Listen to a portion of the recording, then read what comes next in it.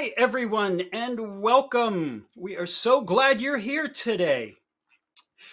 This is the ActualTech Media Expert Series, and today's topic is complete ransomware readiness. I can't think of a timelier topic than that right now. There's been a lot of high-profile attacks in this space lately, so this is the time for this. This is going to be good stuff. Before we get to today's presentation, though, I do need to cover a few housekeeping items. First of all, we encourage any and all questions in the questions box in our webinar control panel. And at the end of the presentation, we'll have a Q&A session. So just ask away. By the way, I'm not sure I introduced myself. How about that? I am Keith Ward. As you can see right up there, I'm your moderator for today's event. So that Q&A panel, which I just referenced, is also the place to just say hello, which a lot of you have been doing. We're seeing you from all over the country, Texas and California and Michigan and everywhere, Maryland, my neck of the woods and all of that. So we'd love to hear where you're logging in from. And it's also the place to let us know if you're having any issues with your slides, with hearing anything or seeing anything. The first thing you want to do is a browser refresh if you have issues. And let us know if that doesn't work. We will jump right on it and try to get you some more assistance. All right, so we have a handout section, as you can see, and that is right next to the questions tab. And there you can find lots of great resources. So I would check that out now. One of the things you will see is a link to Rubrik and a way to get to Rubrik's ransomware information. You'll definitely want to download that and click on that link. You'll also find a link to the Gorilla Guide Book Club where you can get access to our great printed resources on a vast array of technology topics. There's also a link to the ATM Events Center, which has our calendar of upcoming events. We've got some really good stuff coming up in the next week or two. Check it out, see what you like, and sign up today if you see something that that looks appealing for you. We also have, at the end of the webinar, we'll be giving away a $250 Amazon gift card to one lucky registrant. Now, you do have to be in attendance during the entire event to be eligible to win the prize. The official terms and conditions of today's prize drawing can be found in the handout section, where you will see it at the bottom. If you're really into boring reading, that's something you're going to want to go for. All right, so we are having a few technical issues today, folks. It's been like that for a lot of this week. I'm not sure why the tech gremlins are out to get us, but they seem to. I am going to try to advance, and I am not sure that the slides are advancing. Hey, can some of you let me know if you're seeing the slide that just says housekeeping and agenda at the top, or if you see a slide that says rubric on it? Hey, Keith, I'm here with you. Hey, it's the inimitable Jess. Hey, yes. making a guest appearance here. You know, I'm still seeing the housekeeping and agenda slide, Keith. I don't know what's going on with these little tech gremlins today. This is mystifying, Jess. So I think what I'm going to do is I'm just going to do introductions, and then we're going to move right into the presentation here. I like it. So I'm ready. We're hoping that the whole presentation with Alan presenting and me works well. Let's find out now.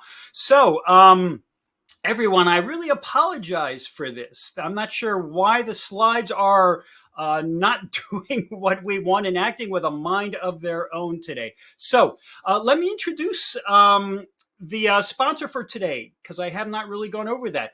But these expert series events, they don't happen without sponsors, although they are product neutral looks at pressing technology problems.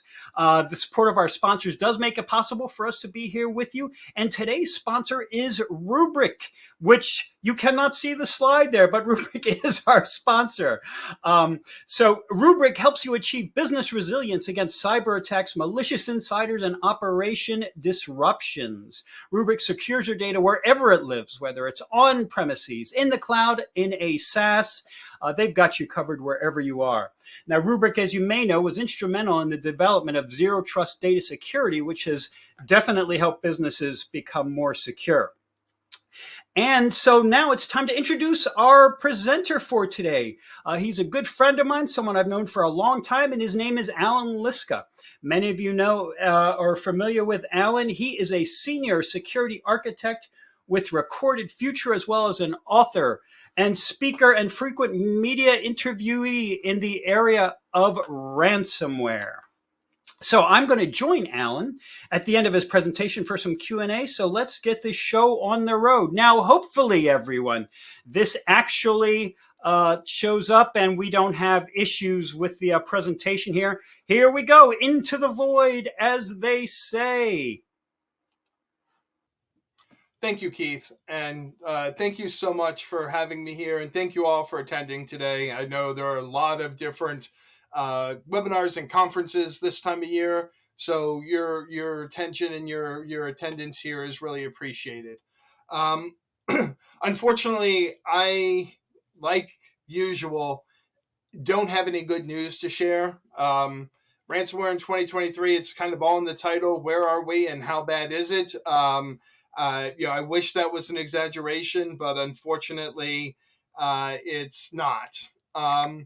So let's start kind of where we are. Looking just at data leak sites, and data leak sites are an incomplete measurement of the total number of ransomware attacks, but at least if we look at the data year over year, we can kind of see where ransomware is falling. And you can see that through September 30th of 2021, there had been 1,902 victims posted to data leak sites, or extortion sites as they're sometimes called. Same date in 2002, 1,907. And here in September 30th of 2023, we're at 3,350. So obviously just a giant jump. And some of that can be attributed to the Clop Move It attacks, which have been incredibly huge and are still ongoing and are still problematic, but not all of it. Not all of these victims are related to Clop. And even if they were, it doesn't negate the fact that there's still these victims. It's a huge number, and these are just the victims that make it to the data leak sites. Most victims never make it to data leak sites for a variety of reasons, not just because people pay, but there are a number of reasons why they never make it there. So this is a small fraction of the total number of victims, but again, it serves as a baseline so we can see how activity has increased or decreased year over year. And 2023 has just been horrible. And we're going to get into some of the reasons why that's the case and why it's been particularly bad this year compared to other years as we kind of go through the slides. We talk about industry a lot. Everybody wants to know what kind of threat their industry has. And as you can see here, all industries are under threat. In particular, manufacturing's been hit really hard this year.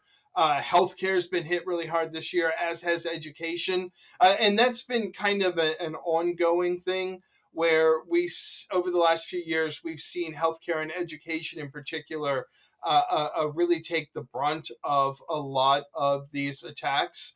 Some of the others that we're seeing, law's gone from being almost an afterthought to really a lot of focus by some of the ransomware groups, so the whole legal sector, in part because, and we'll talk about this trend a little bit later, in part because of the move from extortion only to extortion, or from encrypt only to encrypt and extort. That extortion part in particular is of concern to the legal sector and the finance sector, which you can also see. We're seeing more activity in there than we have in years past. So, but broadly speaking, every sector is impacted by ransomware, and it unfortunately is going to continue to be that way. We don't expect to see any change in sectors going kind of up or down or anything. It's just everything's going to keep being up. And the other thing that we're seeing kind of an explosion in ransomware groups. So we still see kind of the big ones where Lockbit for the last couple of years has been sort of the top, and it still is the top, although its market share, I hate to use that term, we're talking about ransomware, we're talking about criminals, but the number of attacks carried out by Lockbit hasn't gone down. It's just the number of attacks by everybody else has increased. And that's really one of the reasons why we're seeing so much activity is there is this explosion in the number of ransomware groups, active ransomware groups at any given time. I mean, this chart is just some of the top players in ransomware, some of the top threat actors this year, but it's the total number, which we'll get to in a second, has gotten just out of control. But you see Lockbit, you see Clop, even with everything that Clop has done this year, even with the scope of the MOVEit attacks, Clop still only accounts for about 11% of all victims listed as data leak sites. AlpV is another, it's a closed ransomware as a service offering versus Lockbit, which is much more open. They've accounted for 9.3% of attacks. Lean, which is a extortion-only ransomware group, accounts for 5.8%. Play Ransomware Group, which is a standalone group, accounts for 5.5%. 8base, which is relatively new, has jumped up very quickly to 5.4%. So again, you can see that there's Lockbit, and then there's all these others that are kind of vying for second and third place in here in terms of activity. And then there's a whole bunch of also rans. So you can see in this chart we have 2, 4, 6, 8, 10, 12, 14 groups. But Recorded Future has identified 384 new ransomware variants through the end of September of 2023. That's a huge number. We've never seen numbers this big in terms of new ransomware. Now, some of this is single machine ransomware. So we look at like Phobos, or we look at Stop Deja Vu, which is still very, very active. You don't hear a lot about it in the news because again, they're single machine ransomware. They tend to hit a lot of home users or really, really small business users. They don't hit a lot of the larger companies and organizations, or if they do, it doesn't matter because there's only one machine. You wipe it and you go, and there's no data depth in there. So we still see a lot of activity in that sector, and a lot of these new variants come in from that sector. But but even in terms of the number of even in terms of the total number of new sort of big game hunting, or the encrypt and extort, encrypt, steal, and extort variants, we're still seeing a large number of new ransomware variants, new ransomware families that are really kind of jumping through and trying to get noticed here. With that, we're seeing, again, ransomware getting huge. Lockbit is well over 2,000 victims now, which makes them sort of the largest in terms of the total number of victims. But you can see there are many victims, or there are many ransomware groups that have had hundreds and hundreds of victims.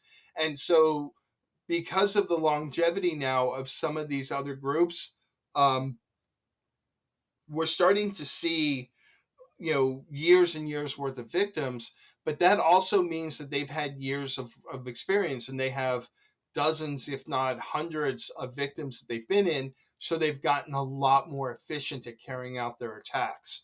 And that's a problem for defenders, because defenders are dealing with much more experienced adversaries. Some ransomware operators have carried out more ransomware attacks than experienced nation state actors. They've been in more networks. They've experienced more in different security tools and challenges and so on, and figured out ways around them. But one of the things that we have seen, which has been a positive overall, even though it doesn't feel like it, is most of the ransomware groups, when they get too big, they go boom.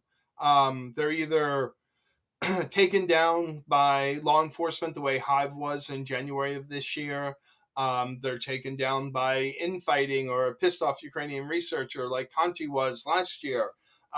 So a lot of these big, especially ransomware as a service offerings, as they get too big, they become a target, whether it's for law enforcement, other ransomware groups, or just infighting, and they tend to kind of explode on each other. And so what we're seeing with that is one of the reasons we're seeing the diversity in the ransomware ecosystem is simply because too many ransomware groups don't want to be part of a big ransomware as a service offering because there's too much danger there. If you go out of your way, if you become part of these big groups, you don't know if they are going to get exposed by law enforcement. And if they get exposed by law enforcement, does that mean you're going to get exposed by law enforcement? So more and more ransomware groups are saying, you know what? Let's go ahead and go out on our own and avoid the sort of the big groups. Now, some, again, Lockbit still is one of the largest ransomware groups out there, and it's still attracting new affiliates. But they're kind of the exception. A lot of the ransomware as a service offerings that are still out there, many of them are closed groups, and they require referrals, and they require proof of the fact that you've carried out other attacks before you have that before you're allowed into the group. So you really have to prove that you have that kind of experience, or they're not going to let you in. They're not going to let you be part of the group.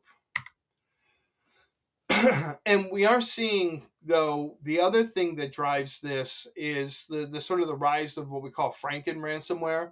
And Franken ransomware is basically ransomware that is made from components of code that's stolen and leaked from other ransomware groups. So we have Babook, we have Chaos, we have Conti code, we have old Lockbit code, all of which has been leaked.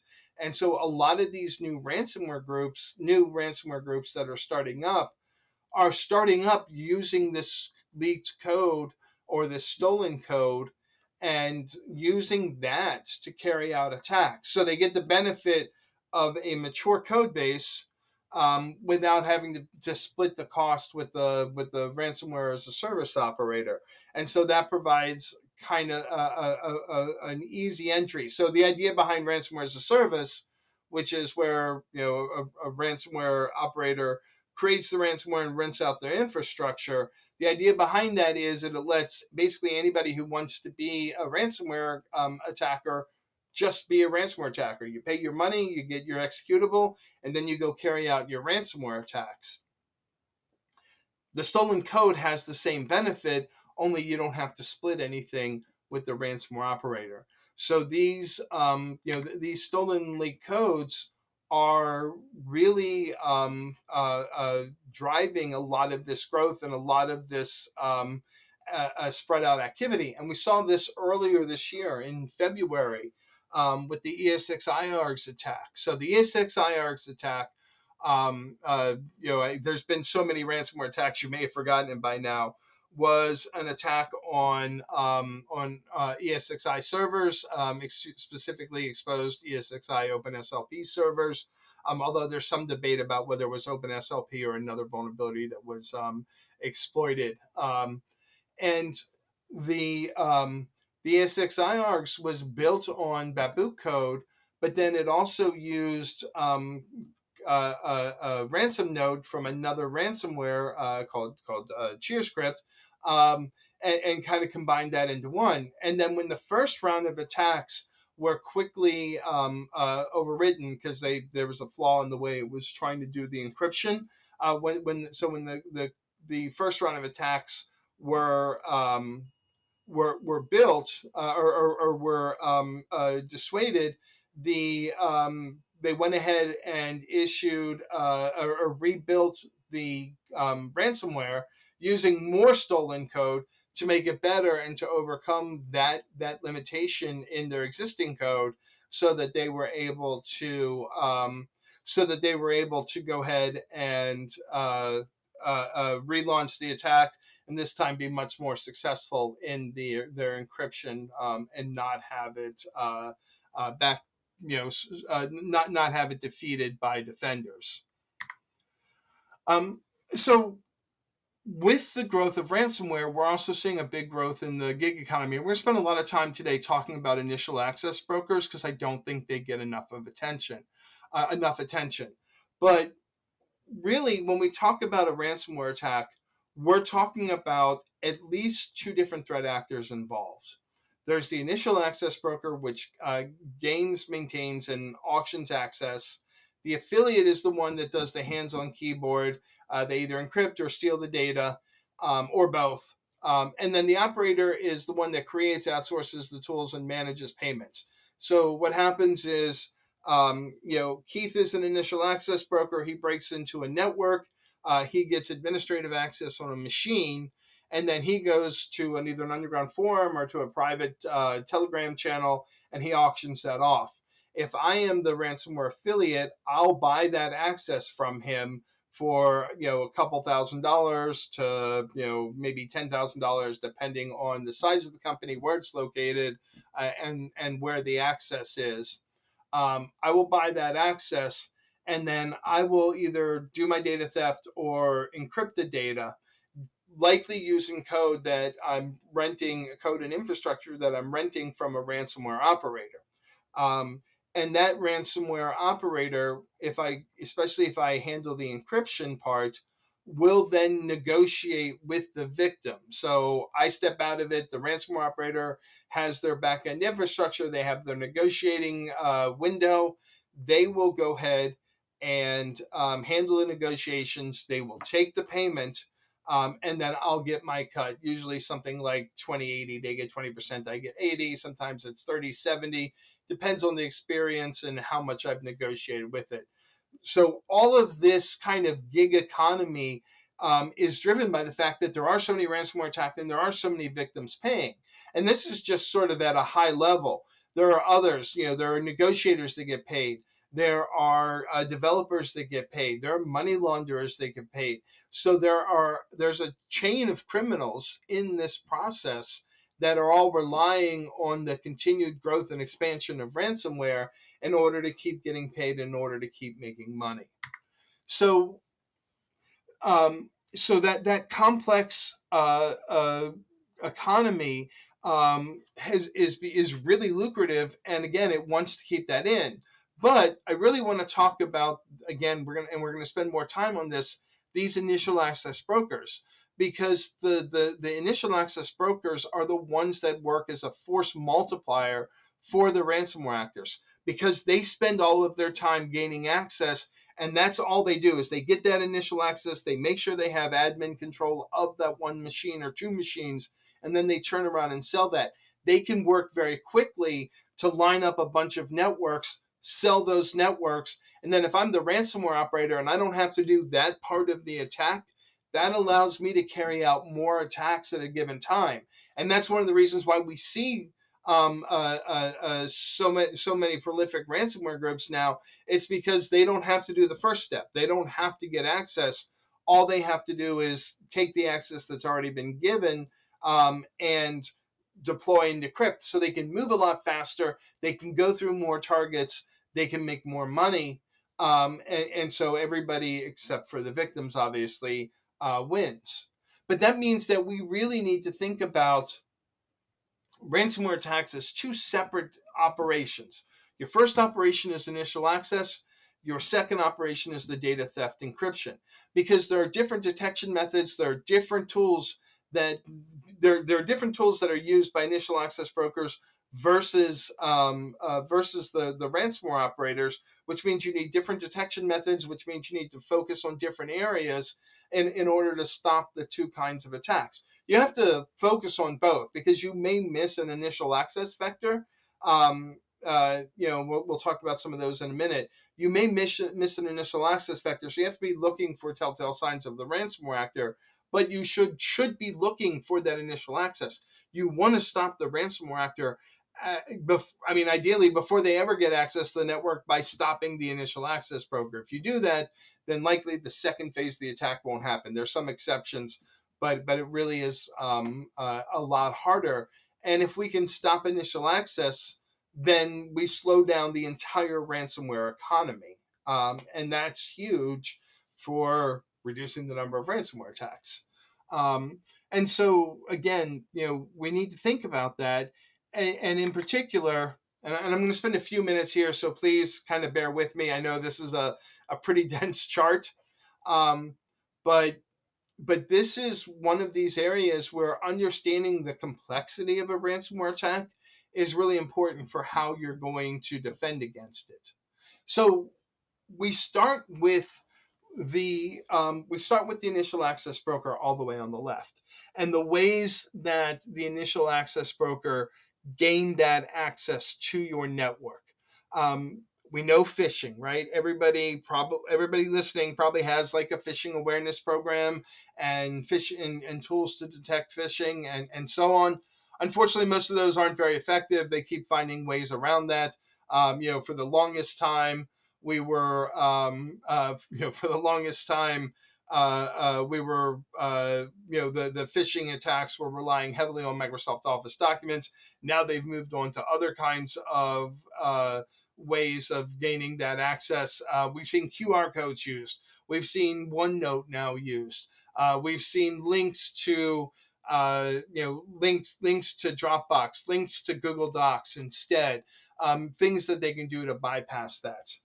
Credential stuffing reuse, that's a real problem as well. There are literally billions of credentials likely for your organization available for sale on dark web and underground forums. But even without that, there are phishing kits that are only there for credential stealing, which they then turn around and sell to the ransomware actors. So even if you don't buy an underground forum, one of these phishing hits, may hit your network, and then we have the credentials. Or one of these information stealers may hit your network, like a Sakulish or something like that, and then the bad guys have your credentials and they use those to log right back into the network. Third party is another one where we're seeing a lot of growth. Your partners, your vendors that may have access to your networks, especially your managed service providers. The ransomware actors will gain access to those networks and then use that access to jump to your network from there. And third party also comes really heavily into play when we're talking about data theft attacks. So you can't just think about securing your perimeter. You have to think about your partners and their partners' perimeters as well. Exploitation, obviously the Move It attack from earlier this year was a prime example of that. But broadly speaking, we are seeing way more exploitation from these ransomware groups. They are exploiting new vulnerabilities a lot faster. So vulnerability is announced within 48 hours for some tools and systems. Any kind of SSL VPN is likely being exploited. We see Citrix being exploited. We see anything like exposed Microsoft, like if you have an exposed SharePoint server, exposed Exchange server, we're seeing those exploited relatively quickly by these groups. Again, because they are well funded, somebody announces a vulnerability, that vulnerability gets published. Instantly, they can pay people that build these exploits to figure out where the exploit is and go after it. And because some of these exploits happen in the same place over and over again, we see that these we see that they're able to quickly say, oh yeah, we're familiar with that part of the code. It should be fairly easy to build an exploit. And this is especially true with any of the SSL VPNs. We're seeing those exploited like crazy by the ransomware groups. Social engineering. We just saw this with MGM and Caesars. Ransomware groups are getting much more affiliated, or much more sophisticated, and going after the help desk. They know that your help desk can often be an easy target for them to get passwords changed, to get multi-factor authentication disabled, and kind of walk right into a network. So no hacking involved, no credential stealing, no phishing email, just straight walking into the network using legitimate credentials that they got from the help desk. Insider threat. Ransomware actors are, some of the bigger ones are actively looking to pay people to get inside the network. So then you think about it, that makes sense. If I can, if I have to pay an initial access broker $5,000, or I can pay an employee $5,000 to give me even better access, then I'm going to do that. It's not huge. There's not a huge number of these kind of attacks. But again, it's an area that ransomware actors are thinking about. We saw this with Tesla a couple of years ago, where a ransomware actor offered $1 million to a Tesla employee to give them access to the network. The Tesla employee called the FBI instead. But you have to ask yourself, for $1 million, how many employees would call the FBI versus taking the $1 million and giving access? Generally, when we see this access, the initial access, we're talking about a web shell or a loader that is memory resident, which means your traditional antivirus aren't necessarily going to detect it. If you have a properly configured EDR, endpoint detection and response, or if you have managed endpoint detection and response through a third party, you're much more likely to detect it. There are some standard commands that they run when they get in the network. So looking at some of these standard commands that are run by the initial access brokers that are just trying to figure out what where they are in the network and what that looks like. This goes a long way to helping them map out what's in the network. Things Canary has a Windows commands token that gets installed in the registry that is really good at detecting the commands that they like to use, because this is heavily scripted. So obviously there's nobody on the other end running this. This is a script that runs these commands. If you look at their Windows commands token, it's really good at saying, this is the this looks like this is somebody doing network analysis and can alert you on that. And it's freely available, which is another reason why I like it. So it might be something worth looking at if you don't have an EDR, but you need to have additional protection. So once they've handed over the access, once they've gotten access and handed it over, then the ransomware actor uses a completely separate set of tools. So we see a lot of, yes, they live off the land. So there's a lot of commands that they run that are Windows-based commands, but we see an awful lot of Cobalt Strike and Brute Ratel. Those are two red teaming tools that are supposed to be used by red teamers, but ransomware actors have figured out how to use them as well, unfortunately. So keep that in mind, that we see that.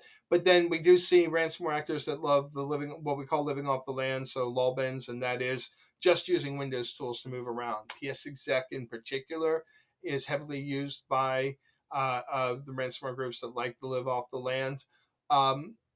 They all use PowerShell. PowerShell is pretty much integral to almost any ransomware attack that I've seen. And too many organizations aren't logging PowerShell. You should really be logging PowerShell, because that can help you find some of this activity that's happening, even if you don't have an EDR, even if if your endpoint tools aren't as sophisticated as you'd like. PowerShell logging will catch a lot of this activity because they are so reliant on PowerShell for so much of this. And then some of the tools that we see: AdRecon, AUKill, Metasploit, AdFind, Bloodhound, Mimikatz, Advanced IP Scanner, Chisel. These are all tools that are used by different ransomware groups as they're moving around the network. Ransomware actors are looking for Windows servers, ESXi servers, and Linux servers, but they all need access to your domain controller, because your domain controller allows them to distribute the ransomware, also gives them access to everything. So protecting your domain controller from ransomware or from ransomware actors, not from the ransomware, although yes. But protecting your domain controller and looking at how you're properly securing your domain controller can go a long way to protecting you from a ransomware attack.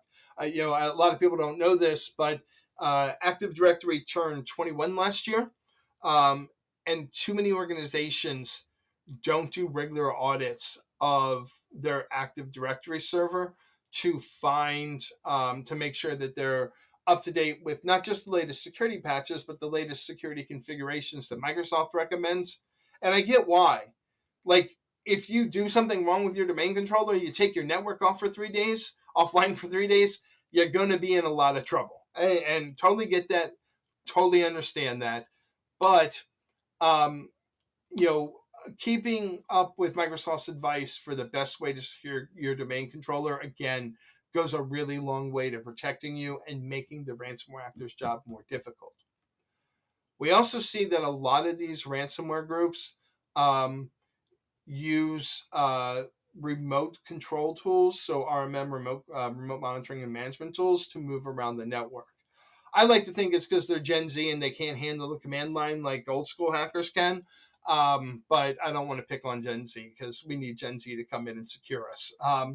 But looking for remote control tools, especially if you don't use them in your network, Screen Connect, Altera, Splashtop, AnyDesk, TeamViewer, these are all used by the ransomware actors. And if you're not using them in your network, looking for those hashes can be really valuable for finding malicious activity. Once they've gotten access to everything they need, the next step is to steal your files. And they use a lot of the same tools, MegaSync, because a lot of them like Mega.io for uploading files, but StealBit, 7-Zip, WinSCP, rclone, all for stealing some of these files out of your network. I will say that Lockbit has its own stealer, so that one is different than most of the ransomware actors, but that is something to keep in mind. Once the data is stolen, if they are going to encrypt, then they're going to do a test on a machine, make sure everything works. Then they're going to encrypt everything. Then they're going to delete the shadow copies from the machines, delete some backups. Some of them will try and cover their tracks by removing logs. A lot of them don't care. They've already gotten out of their network. They've gotten what they need. They don't care. And then everything goes to the extortion site and the negotiation. So again, thank you for bearing with me. I know that's a lot to go over, but I really wanted to give you insight into how these attacks work these days, just so you have kind of a full understanding. So this is where we're talking about things moving fast. So we've talked about the tools that the initial access broker use, whether it's exploitation, credential theft, third-party social engineering. Generally speaking, from getting access to the first machine to having full admin control, according to CrowdStrike, takes on average 79 minutes. So you have 79 minutes to detect your initial access broker. Once they have that admin control on your machine, the next step is to sell that access. Now that could be immediately. Like if they're working for one of the ransomware as a service offerings and they've got built-in customers, those built-in customers buy it right away. But a lot of these initial access brokers are, independent operators. They don't work for any of the big ransomware groups, so they sell on some of the underground forums, so XSS, Ramp, or Exploit. But some of them have moved away from that, and they've set up their own Telegram and Tox channels, and they hold auctions there. And the reason is then there are companies like ours that scan the ads on the big forums, looking for victims, and then trying to notify those victims that, hey, you may have an infection here. So a lot of them have moved to these private channels. I mean, don't tell them, but we're infiltrating those as well. And again, so once they have access, they need to be able to hold that access for a few hours to a few weeks, depending on how long it takes to sell. That means that even if you miss the initial access, signs of their tools are sitting on that machine or those machines. And if you're running a good threat hunting program, you might be able to find them even if you miss them. And then once the affiliate has access, they deploy the ransomware or carry out the data theft. Generally speaking, according to Sophos, the dwell time for ransomware actors is about 5 days. That means you have 5 days to find them moving around the network, getting the accesses they need, stealing your data, and deploying the ransomware. Now, not all of them take 5 days. We've seen some that take a lot longer. We've seen some that are very short. It depends on the size and the complexity of the network. But 5 days is roughly the dwell time for a ransomware actor. And again, part of this is because they've hit so many targets, because they have moved around so many networks. They have scripts, they have the knowledge, they have the experience that they can move quickly once they're in a network. They've seen it all before. They know what security tools you have. They know how to get around them. They know how to avoid them, or they know they don't need to avoid them and can just plow right through and get what they need. So that is a, so their experience makes them faster, which means you need to be able to detect them faster. If you're not going to do it immediately, you need to have some kind of threat hunting program in place in order to be able to detect them, before they have a chance to do too much damage. So, because again, all of this money's flowing, we see all of these new initial access brokers coming to this because it's a great way to get started. You can start off being an initial access broker, then maybe move to ransomware later, or maybe just stay that if you're making enough money. But that means that all of these attack vectors are happening all the time, right? You don't get to just defend against phishing. You can't say, okay, we've got our phishing program this year. We're going to work on identity and access management next year because somebody with stolen credentials is trying to log into your network right now. Somebody is using your third-party vendor to log in right now. Somebody's trying to social engineer your help desk right now to gain access. So you can't just have one of those. You have to be able to defend all of these. And I really think of defenders at this point. It's almost like Bruce Lee in the 70s Kung Fu movies, where he's got to fight 7 guys at one time. And you don't get the choice to not fight the 7 guys because you get clunked over the head with a crowbar or whatever they have. It's a lot. And it's a lot. And our budgets and our team and our resources don't always give us the ability to handle all of these different methods, or defending against all these different methods of attack. But you need to be thinking about that. You need to think,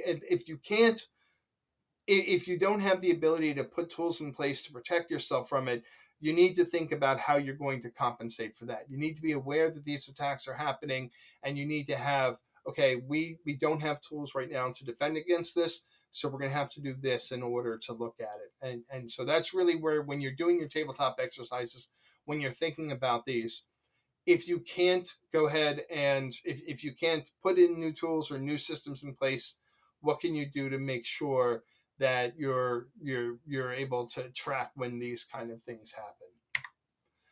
Oh, and then they're starting up new things. Remember back in the day when we used to have to worry about web exploitation and that leading to ransomware? Well, that's back. So congratulations. We're seeing some ransomware actors use browser exploitation as a way to gain access to networks, which wasn't a thing for a long time. Now it's a thing again. So again, in addition to we've talked about this, but the exploitation is a problem. CLOP using a 0-day is super problematic, obviously. Fortunately, we haven't seen too much more of that. But again, it shows how well these ransomware actors are funded. They have the ability to purchase or develop 0 days, and they will use them, and they will use them against your network. So you have to be aware and you have to be prepared. You don't have, especially for your public-facing systems, you don't have weeks to patch anymore. You have hours, days, maybe to patch. The growth of the extortion-only groups. This is a huge problem because it changes how you defend against ransomware attacks, right? With a traditional, what we call ransomware attack today, you have to defend your network, and you have to keep your network safe from the ransomware groups. You have to defend your data, you have to defend your perimeter. But now it's not just you. You have to defend against you have to put defenses around not just your network, but your partner's network and your partner's networks, because you need to keep all of your data wherever it is safe. And too many organizations don't know where all of their data is now, because the security team is not necessarily responsible for the data. So you don't know where HR has outsourced employee information. You don't know what's all being stored in the different AWS or Azure servers you have. At least most security organizations don't. But you have to, because you have to know where the data is. The ransomware groups when they go and they hit a victim and steal data, they're going to pick the most prominent names in that data, and that is who they are going to announce on their extortion site. It doesn't matter if it was you that was hit. All that matters is you have a big name and they think they can get a lot of money out of you. And we see this over and over again where victims are completely blindsided by announcements from these extortion groups because there's like, oh, hey, we weren't hit. There's no data. Nobody hit our network. We have no indication of intrusion. And it's because the data wasn't stolen from you. So that data supply chain becomes really important in how you're going to track where your data is, who has it, and how they're securing it, and fully understand that. For those of you who are in New York, you're probably familiar with this PSA that comes on right before the 10 o'clock news. Do you know where your children are? Well, you need to start thinking about that in terms of, do you know where your data is? And then I mentioned this already, and this is kind of the last thing I'll touch on. Ransomware groups aren't just going after your Windows machines. They're going after your ESXi machines. They're going after your Linux machines. We're seeing some attempts at Mac. We still, knock on wood, haven't seen a mass ransomware attack against a Mac. It's a lot harder to carry out ransomware attacks against Macs. Doesn't mean it's not impossible, but it is a lot harder to carry out a mass ransomware attack against a network filled with Macs. But going after Linux, going after ESXi has been a real priority for ransomware actors, and we are seeing that. So in summary, ransomware is more pervasive than ever. It's also more complex. There are fewer larger groups, but lots of smaller groups. But because of the experience, ransomware attacks are faster.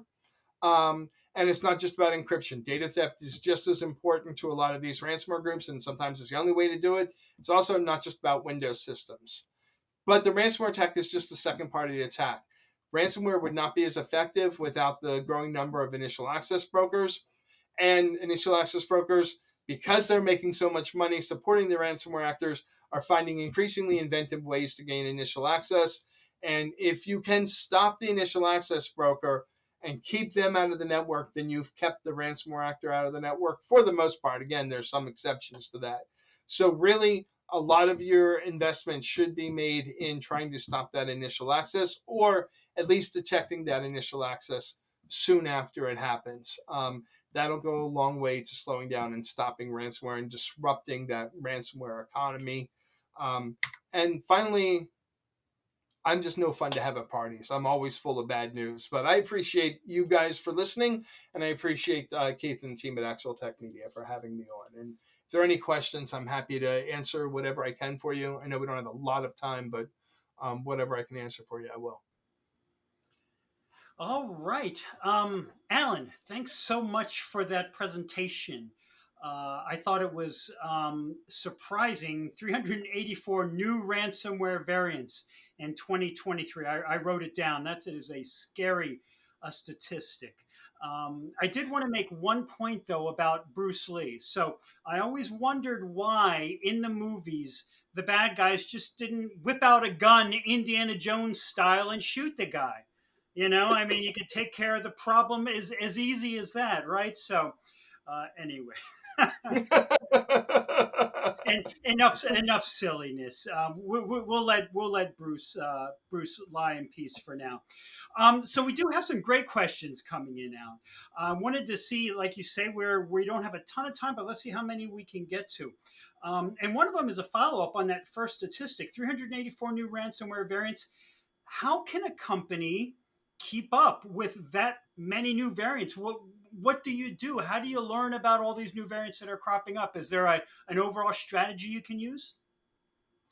Yeah, I mean, so it is a challenge, right? One of the things that I tell people, rely heavily on your trusted security vendors. Whatever security vendor you're using, tell them, hey, we want to know about new ransomware variants. Even if we're protected against them, we still want to know what's new and what's different about them, and make sure they're providing you with updates.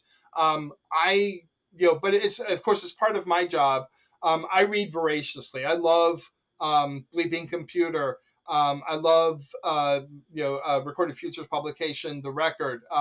because they do talk a lot about these. And then same thing, a lot of the security vendor blogs. One of the things I'll say that's really great about the security community is we want to share this information out there. So when Sophos, when Symantec, when McAfee finds a new ransomware variant, especially one that's doing interesting things, they will publish public blog posts and getting that information out there. But I rely heavily on security press because I can't read everything. I have a day job to do. Right. Absolutely. And that actually brings up another question that was asked. Do you think we're at the point where most companies do need a third-party vendor, an MSP or other security partner, just to help to keep up with ransomware these days? So I think so. I am a big fan of MSSPs with the caveat that MSSPs take a lot of work. Too many organizations that I see sign up for an MSSP, leave a year later because they're not happy, and part of that's on the MSSP, but part of that is on the person who signs up as well. You can't just set and forget your MSSP. There has to be work. They have to understand your network. They have to understand like your network map, which means you have to do that first, right? Like you can't be a good MSSP customer if you don't have good asset management, because the MSSP needs to know that they're actually monitoring all of your devices. Too many victims I've talked to have said, our MSSP missed the attack. And then you talk to the MSSP and they're like, we didn't know they had that system. Like, yeah, we would have happily monitored it if we didn't know about it. So you have to be willing to do the work. You have to have an MSSP that's a good partner, but you have to be a good partner as well. Absolutely. It's not set and forget. This Right. is just too important to do. Okay, a couple more questions. Here's a really interesting one. What is the most important thing companies can do that they're not doing right now to protect themselves? So I might ask it this way. We know kind of the standard things, but what are companies mostly not doing that they're forgetting, that they're overlooking, that maybe they should be doing? So one of the things that drives me nuts when I walk into a company is giving everyone local admin access to their machines. And it's a simple thing, or it seems like a simple thing, right? Don't give everybody local admin access, because if the ransomware actor has their local admin access, you've made their job 10 times easier. They can basically move freely throughout the network. But when you take away that local admin access, you disrupt the way people are used to working. So you have to figure out a way, if you're doing it, how to slowly take it away to keep the network safe. Because I think people will understand why it has to go away to keep the company safe, but you have to be able to give them alternatives. I think you and I talked about this, Jesus, I think it's been 3 years ago. We used to talk about this with macros, right? Like my feeling was just ban all macros, which Microsoft has now done. So apparently I run Microsoft, go me. Right. But the problem is the people that use macros really, really need their macros. And if you just ban all macros, you're disrupting their workflow. So as always, security has to be a partner, not just the Department of No. And so disabling admin access is actually something that every organization can do. They just have to plan how they're going to do it and do it correctly. Great. Yeah, it's so important and so often overlooked, as you said. All right, Alan, I think we have time for one more question today, and this is something that everybody is asking. So, what's happening with AI right now, and is that currently being leveraged to help companies protect themselves from ransomware? We know the bad actors are using it. Are the good guys using it too? What is kind of happening right now with AI in terms of ransomware protection? Yeah, so a lot of organizations, you'll see AI being integrated into like EDRs, and they're being integrated into vulnerability management. So it is, and what's interesting is they're specialized AIs, right? Their training set is EDR training data or vulnerability training data. And so it is being used by a lot of companies as a way to enhance security.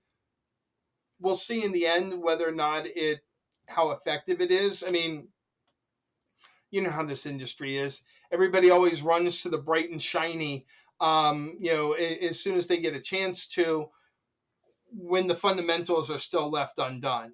And so I'm hoping, yes, that it'll be helpful, but it doesn't change the fact that we still need to work on the fundamentals.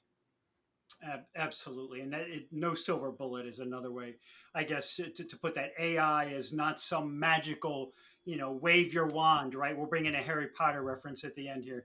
I think Silver Bullet and Harry Potter, those are very on theme for Halloween month. So, so yes, that's the better way to go. The bad guys are werewolves, and you don't have a silver bullet, so you have to stop your werewolf somehow. I love metaphors. That's a great place to end, Alan. So thank you so much for being with us today and for informing us. I think everybody watching this, Alan, today will feel much better prepared. I think their ransomware readiness will be improved a great deal by having been here today. And it's been such a pleasure to talk to you. It's always something I look forward to. And thanks so much for your time. Hey, thank you. And again, I hope everybody enjoys the rest of the day. These are always fantastic conferences. Thanks so much, Alan. I did want to put up the slide for our sponsor today again, because I didn't come up the first time, and it is through the sponsors, through Rubrik, that made this great presentation possible today. So I do want to give them a proper shout out. So we're going to do that now. So once again, thank you, Rubrik, for sponsoring this event, for having Alan on, and for the great presentation that he did. And I'm going to put up this slide for Rubrik again. They are such an important company and such a giant in the field that helps protect you against ransomware, as we've been talking about this whole time. As I mentioned before, Rubrik does help you achieve business resilience against cyber attacks, malicious insiders, and operational disruptions. They secure your data wherever it lives, whether it's on premises, in the cloud, in a SaaS. They've got you covered. Also, as I mentioned before, they were instrumental in the development of zero trust data security, which has absolutely impacted the industry as a whole and made our data much safer. So once again, big thank you, big shout out to Rubrik. And now we are going to get to the final moment here. And oh no, I can't. This is hard to believe, everyone. I swear we did not plan this. I'm seeing the housekeeping and agenda slide. Oh well, this is the last one of the day. Let's hope this is it. So what I'm actually going to do here is give away the $250 Amazon gift card. That's what's going to happen. Now I'm not going to go through all that housekeeping stuff again, which would be which would be bad. I mean, we all have to go here. So Amazon gift card prize drawing, a $250 Amazon gift card. As I said at the beginning, we do have a winner for today, and that winner is Neil Gong from Mississippi. Neil Gong from Mississippi. Congratulations to you, Neil. We will be in touch to get you your card. And everyone, that wraps up this crazy event today. Thank you for hanging around. It's been a tough week, I have to say. I've done a number of events, and there's been really some craziness happening, and we're going to work really hard to sort it all out. Those of you who are admins, about these kinds of things, the late nights and all of that. So we're going to try to get this done. We're going to try to get this sorted out so that this doesn't keep happening. But I want to thank you all so much for hanging around with us, for staying here, for not getting too frustrated and leaving, which I could understand if you wanted to do. But this was such a fun session, and I learned so much. I hope you did too. And I want to thank everybody for joining us. I want to thank Rubrik again for sponsoring this, Alan for putting together a phenomenal presentation. And that does it for today. I'm going to get us out of here, and hopefully we will have no more issues. So thanks again, everybody. Have a great rest of your day.